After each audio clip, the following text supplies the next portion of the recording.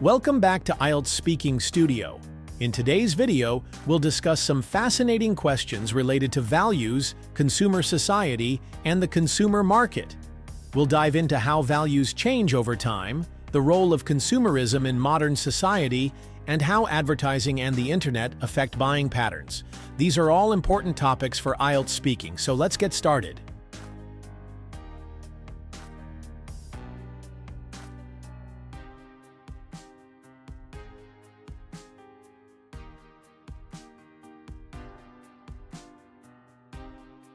What kind of possessions show status in your country? In my country, possessions that indicate status vary depending on social class. Generally, owning a luxury car, such as a BMW or Mercedes, is seen as a status symbol. Additionally, having a large, well-furnished home in an upscale neighborhood demonstrates wealth. Expensive gadgets, designer clothing, and even international travel also show a person's financial standing. In some cases, education and professional achievements, such as having a degree from a prestigious university, are also considered symbols of status. Do you think it was different for your grandparents? Yes, I believe it was quite different for my grandparents. In their time, material possessions were not as important as they are today. Instead, respect and social status were often based on wisdom, family reputation, and moral values. Land ownership was a key indicator of wealth, and having a government job was highly regarded. Unlike today, where technology and luxury items define status, my grandparents valued community relationships and traditional skills. Modern society is often called materialistic. Why do you think this is?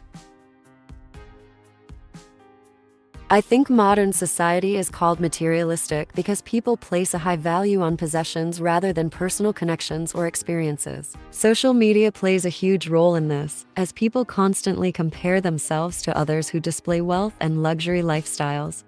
Advertisements also encourage people to buy the latest fashion, gadgets, or cars to feel successful or happy. As a result, many people believe that their worth is determined by what they own rather than who they are. Do you think consumerism is a positive or a negative development?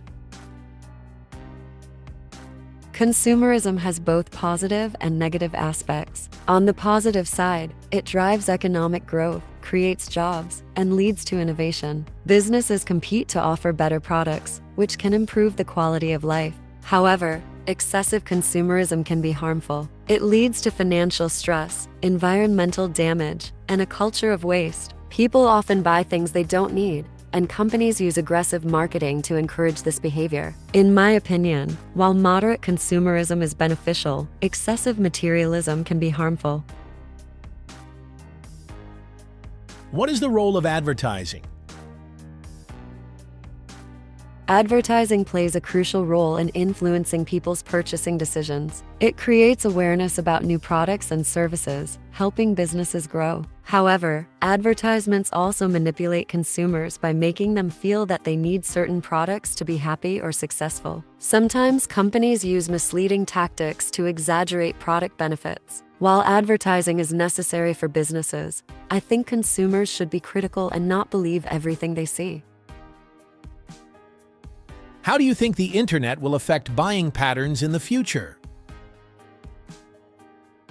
The internet has already changed the way people shop, and I think this trend will continue. Online shopping is becoming more popular because it's convenient and often cheaper than traditional stores. With the rise of artificial intelligence, companies will personalize advertisements and recommendations, making it easier for people to find products they like. However, this also means that companies will collect more data about consumers, which raises privacy concerns. In the future, I believe online shopping will become even more dominant, with faster deliveries and more advanced payment options like cryptocurrencies.